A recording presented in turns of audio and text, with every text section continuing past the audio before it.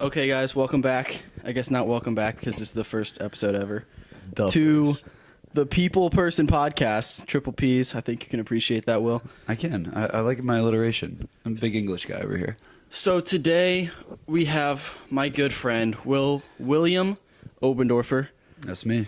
Will, you are my first guest ever. So how does that feel? Does that make you feel good? I feel kind of special. I mean, you gotta start off on a good note. So It's also a lot of pressure. You think I'm gonna be a good note, so. And you're also available. Yeah, I guess that's probably part of it. But I'm gonna act like I was the first one you asked. You actually were, but yeah. All right, so Will, pretty much the whole point of this podcast, I just want to have a different person on each time. Might have some recurring guests, but I just want to let people see you because I know you pretty well. Yeah. But I just want to people to see there's so many different people out there, so many unique people doing cool things. So I guess first of all, what have you been up to lately? What have I been up to lately? Yeah, what do you do in the summer? This summer I've been working at the YMCA. I'm a camp counselor. Been frolfing, frisbee golfing all the time. My sister got married recently, so that was exciting. Got a new brother-in-law. How's working with the kids over there?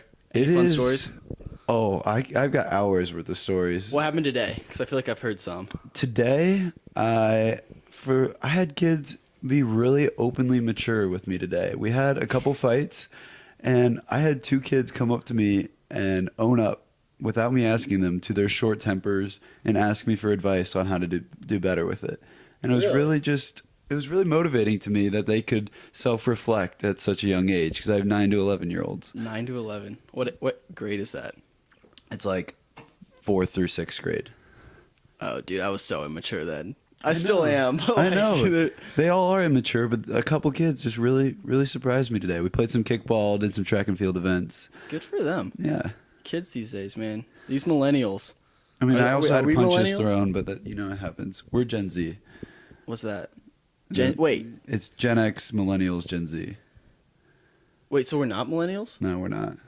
Millennials are older than us? Yeah. Oh, geez. I didn't know that. No. Learn something new every day. Learn something new every day. Okay, well, another, I guess, big part of your life.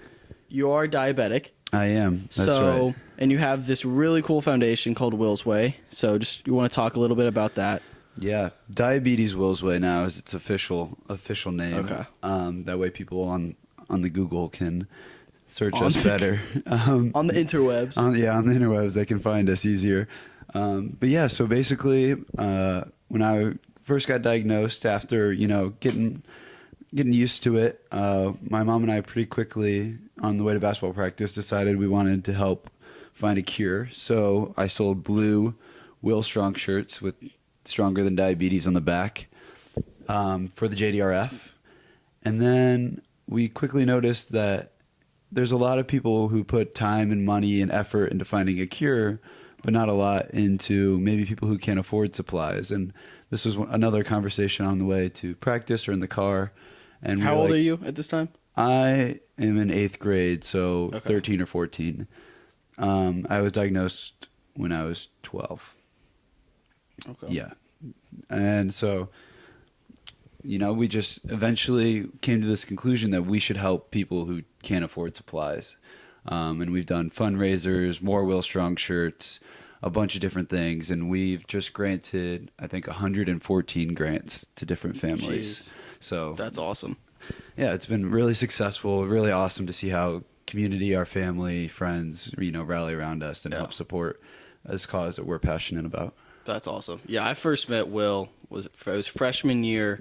We had Kairos together. That's right. That was a great The Kairos, Gallagher Kairos. Which is pretty much a study hall for those non-Garen Catholic people out there. Mm-hmm. So, yeah, and that was a solid Kairos, but I still remember you having so many shirts, dude. So many Will Strong, Will's Way. I think I have like 2 or 3 here. Yeah, you paid like $40 for a $20 shirt. I remember it very vividly. Wait, actually? Yeah, like you paid $30 or $40. You're like, just keep the change. It's like, seriously? You're like, yeah, bro. Wow.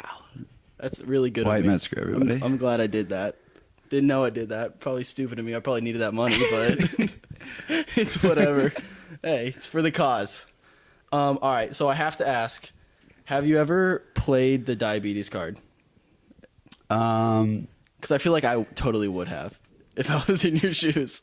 100%. Like, you name the situation, I've probably played it. I play the diabetes card every time I go to amusement park because I get a semi-fast pass, a quasi-fast pass. For free?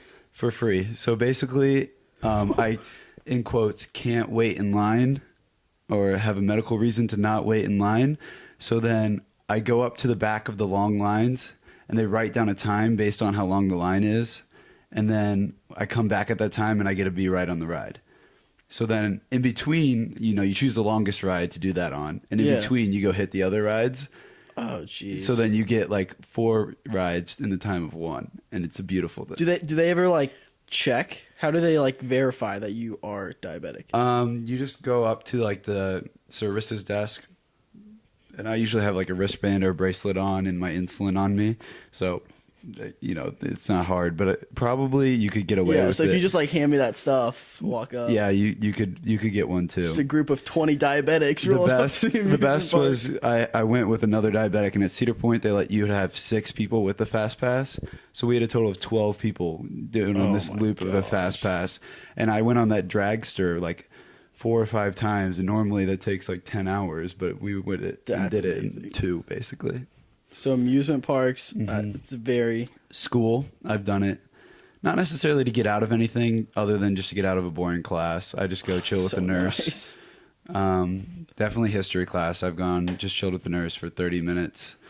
Have you ever felt guilty about using the diet? Has there ever been a situation you've used it, you didn't need to use it whatsoever, and you felt bad about it?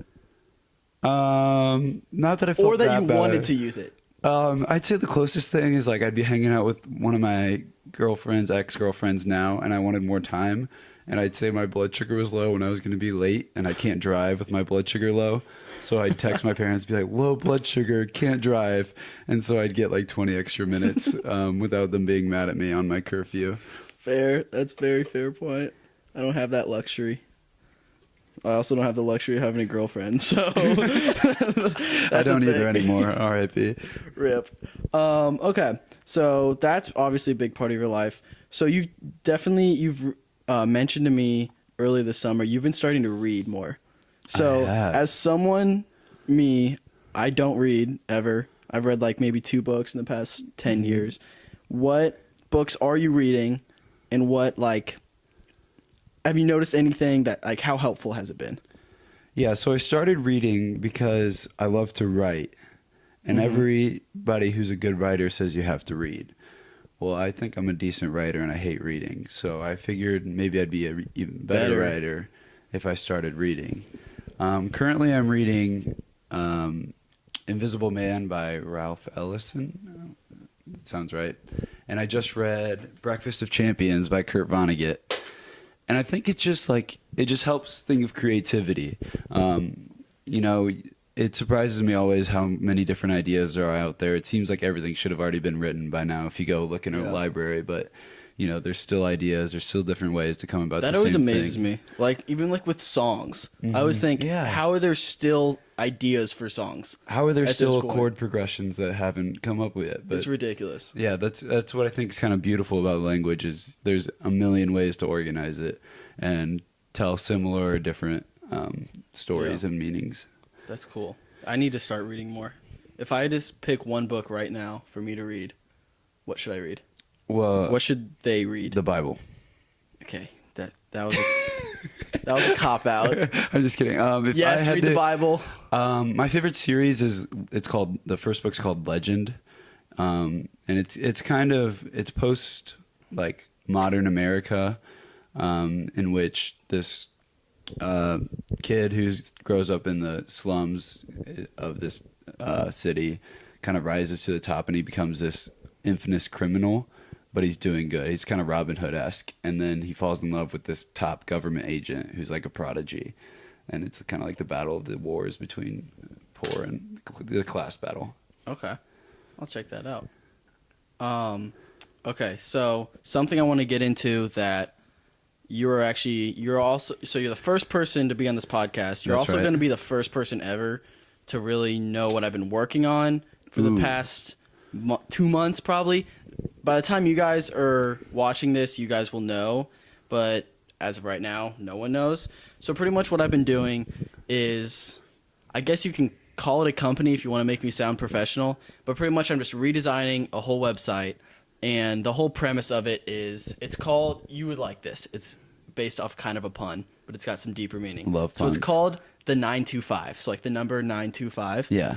But it's also a play on words on like the job phrase, like working a 9 to 5, all, like the Dolly Parton song. So all that stuff. Mm-hmm. And the whole premise of it is to encourage people to make that a positive thing, because a lot of people, I feel like 9 to 5 has a very negative connotation. Yeah, for where it's sure. like, oh, I got to go to my 9 to 5 and then I'll enjoy whatever I do after that. I want to push people to be like, your 9 to 5 is the majority of your day. It's actually the majority of your life. You should enjoy what you do every day, even despite all the other variables, money, all that stuff. Enjoy what you do. You'll be successful at it, but just put your happiness first, and you'll enjoy what you do and follow your passions and stuff like that. And so what I'm doing with the 9 to 5, well, okay, another thing about the title, 925, this just worked out like it's a weird coincidence. So if you take the average lifespan of a U.S. citizen in months, 925. 925 months. Ridiculous, right? I wonder how many months in I am. Let's see, 12 times 19. That's math. 200. 240 minus 240 12, minus 238. Or yeah. 228. Think about that. It's wild. Wow. So yeah, so few meanings there for the 925.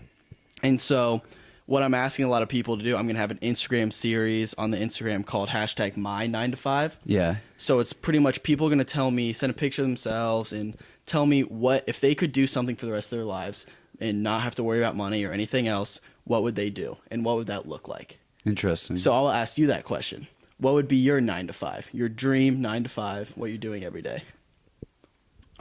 So like as yes. just to fill my time. Yes, to fill your time. If you could do something every day for the rest of your life that would make you the most happy, what would it be? Yeah. It wouldn't be the same, like I wouldn't be doing the same thing from 9 to 5. Mm-hmm. I would be doing some sort of Christian outreach, hopefully through Frisbee golf. If like ideally it'd be through Frisbee golf, like probably writing for part of the day, and then working with kids, teaching, inspiring, and that sort. And then I like to cook if I have time. Really? And I'm not like, I usually don't get around to it, but I've never had a time where I've cooked and I haven't liked it. So like, Yeah. whenever I like go to cook, it seems like if I could do that, that's what I would do. So what part of writing is so fulfilling for you, I guess? Like what makes that so enjoyable for you? Yeah, it's cathartic, and it's Okay, you're going to have to explain that word. I don't know what that means. cathartic means like it's a release, like it releases your emotions, Yeah. basically. But it so like I get to release my emotions, and I got a lot going on in my brain, and I feel like if I don't write it down, I won't remember it. Because you know how sometimes you go and you have those great moments, you're like, I just had this great thought. Well, if I never write it down, It's I gone. forget. I forget really easily. I have a short-term Yeah. memory loss. So I started writing and started blogging to like keep these little moments in my day, and they make me intentional about what I remember too. Yeah. Knowing that I'm going to write it down later, then I'll be intentional about remembering that thought. That's cool. Yeah, I guess that's kind of the same way with me in videos and stuff like that. Because, like, Yeah. I guess, but for me, it's more interacting with other people is what I get the most out of. I love, it's not just like me getting a bunch of views, getting comments that they like my videos. It's more just like getting the chance to interact with people on a daily basis that I wouldn't normally interact with. Yeah. Because if I wasn't making videos, there's about 100, 200 people out there that I never would have talked to, met, interacted with. And so like that's the whole part, the whole point of my 925 for me is, yes, I want to challenge people to follow what they're passionate about and do that and continue to do that and kind of be an example. I want it to be an example of like, this is what I love to do. I love creating content for people. I love talking to more people. Like in a situation like this, just having conversations, stuff like this, I love to do that, so I'm going to continue to do it and push myself to do it every day. Mm-hmm. And so kind of, yes, it's going to push other people to do it themselves, but also be an example. They can look, hey, this guy's doing it. I can do it no matter what else I got going on. I got school, I have tennis, I have other stuff going on, but I'm still going to pursue this because it's something I enjoy. So yeah, I guess for me, it's like getting to know these people and interacting with people is probably the best part about it. But I do understand that kind of like release where you like when you're putting something out there, it's like it just feels good. It's almost like you're getting off your chest, but you're not like talking to anyone in particular. It's just like it's getting out there. Yeah. And whatever happens with it happens. And because it's not necessarily always. Sometimes it's for other people and sometimes it's for you, and I can do it either way. That's what I like about writing. And like hearing you talk about why you create videos, it also made me want to add that I do like improv or comedy. That would also be part of my 9 to 5. I really enjoy making people laugh, even if my jokes or dad jokes are dumb, but I really enjoy making people laugh. Yeah, one thing I enjoy about Will is that we have very similar sense of humors. Unless I think you would agree on that. Yeah, we're very. For sure. I don't know how to explain. Corny, but like with also thoughtful. It's like also like with a sense of intelligence. Yeah, know? It's like witty, but like kind of like an intelligent way. It's not just stupid like jokes. Sometimes they're very stupid. So I mean, we have our fair share of stupid. Stupidity is part of. But life. we take the stupid jokes and we try to like deeply reflect on it. And then we push it too far. Then we got to walk it back a little bit. But that's okay. It's okay. That's how it works. You just got to. It makes for enjoyment. Exactly. And that's why, it's fun seeing you.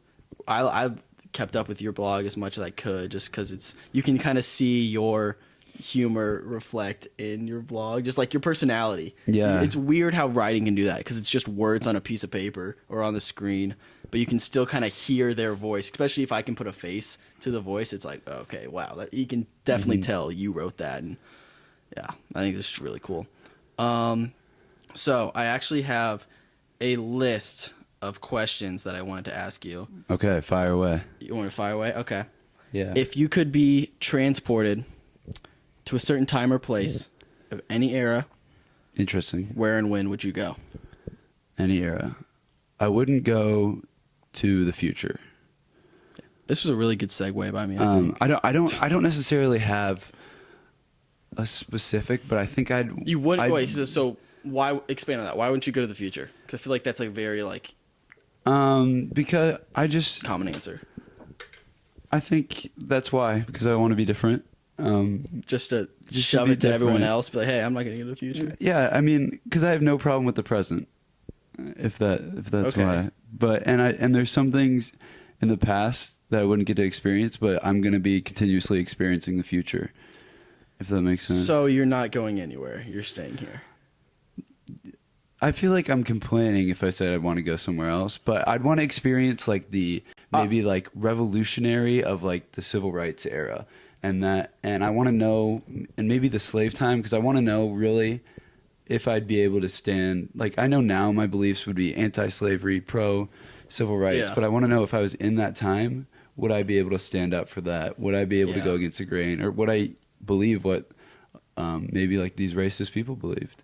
Yeah, because it's easy to say now. It's like, oh, I wouldn't be like that. I wouldn't do that. But exactly, but people clearly were, and that doesn't. I don't know. Like, yeah, that's interesting. I don't know what I would do. I guess I should ask these questions to myself, too. I think I would go to the future. If it was permanent, I guess staying present would be the politically correct answer because, obviously, I love my life right now.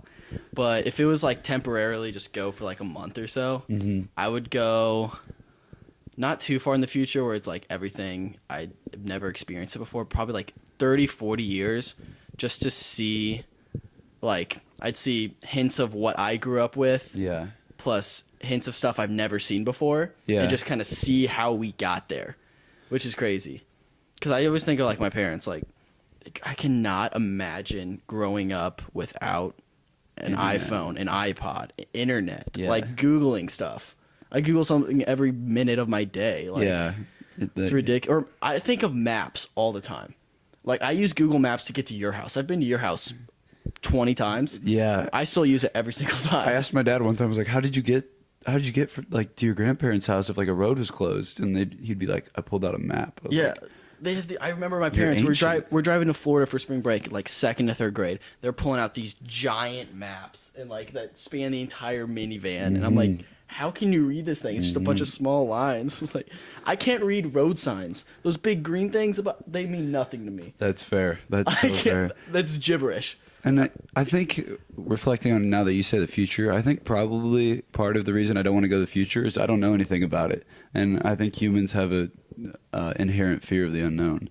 So like I don't know what I'd be jumping into. Yeah. Like I don't know what that internet is, or I don't know what, and I'd feel like stupid, you know, Yeah. being in the future among people who this is. So Yeah, that's why. accustomed If you to. go too far, it's just like you feel so out of place Uh-huh. that it's just unenjoyable. But there's also like an excitement about it. It's like, where are we gonna be in 30 or 40 years? Obviously, That's true. there's a scary part. It's like, where are we gonna be in 30 years? Because there's a lot of obviously bad things happening, and you see that stuff on the news every day. But it's also it can be exciting if you choose to, if you have hope, which you need to have.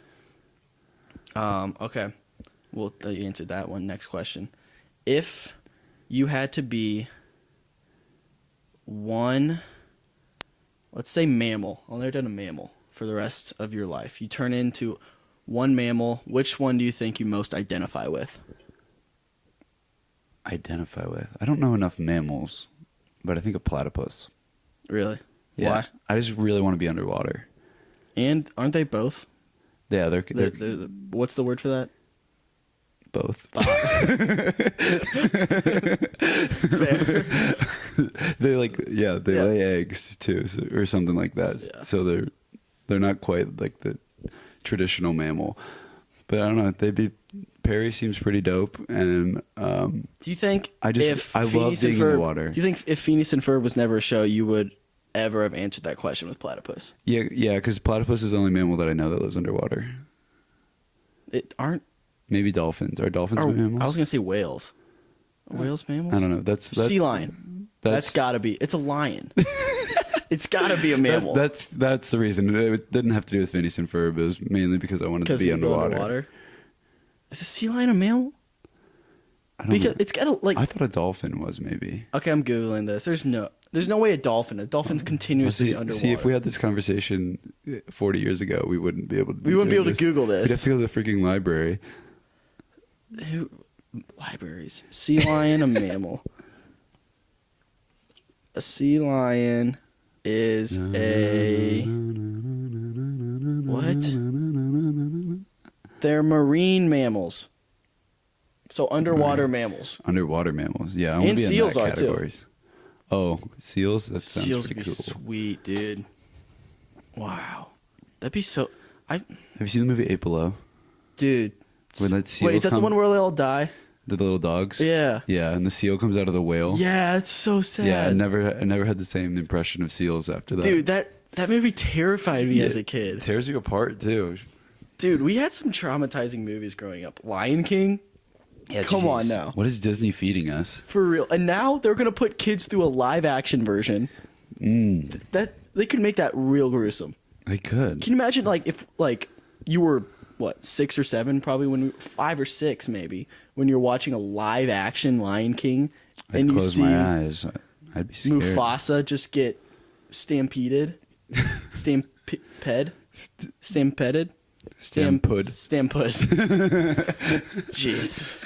Grammar. But that'd be terrifying. Like, these movies are they got kind of gruesome if you think about it. But all that stuff goes over your But head it's when you're real. a kid. But me, that's why it's real. But you didn't even think about that when you were a kid. When you watched Lion King for the first time, you weren't like, "Oh, he's dead." Yeah, that's true. But you were just like, "Oh, he's just not there anymore," and you just moved on with your life. But then you're exposed to it early, like these things, and it's just ingrained. You're like, "I'm gonna die one family. day." It's really deep. Family deaths and stuff, and then it's really deep, and you don't even realize you're exposed to it. It's dark. I feel like movies nowadays they don't have that. I feel like a lot of Moana. Did anyone die in Moana? No, not that I know of. No. Also, the movie Sing, highly recommend. Sing. Oh, the one with the American Idol type thing. Yeah. Where they're like having. I've seen that. It's a good movie. Fantastic movie. I'm trying to think of other movies. Frozen. No one died there. I've never seen Frozen. What? Gonna be honest. What? Never. Sorry, Olaf. Okay, you know like the songs though. Yeah. Like, Let It Go. Yeah, I know the songs. That doesn't mean, but I don't know the movie. You've never seen the movie. Do you want to build a snowman? I shouldn't sing, even though I have a microphone. These are karaoke mics, by the way. Hopefully the quality's still good for you guys. Yeah. So okay. Wait, you've never seen Frozen? I've never seen Hold Frozen. up. How? I guess you don't have. And I've just always little been thawed. siblings. But it was big. Like it was on Netflix for a while, I think. Doesn't mean I watched Netflix. Should have watched Netflix. Okay. Well, to end this podcast, what I'm gonna start doing, maybe if this goes well, this is all just like Will's my guinea pig, so we're just gonna try some things out. What noise does the guinea pig make? I don't know. So what I'm gonna do? So because this is the People Person podcast, which is really fun to say. People Person podcast. P cubed, baby. People Person podcast. People Person podcast. People Person podcast. People Person podcast. People Person podcast. People Person podcast. Okay, because it's all about people, what I'm gonna do is play a little game with you guys who are watching this or listening to it. I'm going to write down the name of any person, someone you guys know, someone Will knows, somewhat famous, and Will's gonna define that person or try to get you to guess that person in 3 words. And so there's going to be 3 people that I show him. So he'll say 9 words total. If you guys think you know who the people are, comment below. If you're listening to this, go to my YouTube channel, comment on this episode. Let me know. If you get all 3 right, I will mention you and shout you out on the next episode. So, with your first one, I got. Shameless plug to Eavesdrop Kitchen, my blog on Facebook. Check me out. Oh, yeah, I'll link that below whenever I post this. Check him out. He's the best. Maybe I can get him come write for me someday. I got promised that one day I will be asked to produce content for Wyatt. It's going to be a job that I will not be able to deny. I told him that. I made that promise to you, and I'm going to. It's kind of bold. I promise you one day I will ask you to come work for me, and you won't be able to say no. I'm kind of honored, though. He wants me to work for him. All right. So, number 1. 3 words. Stronger singer, idol. Okay. Next.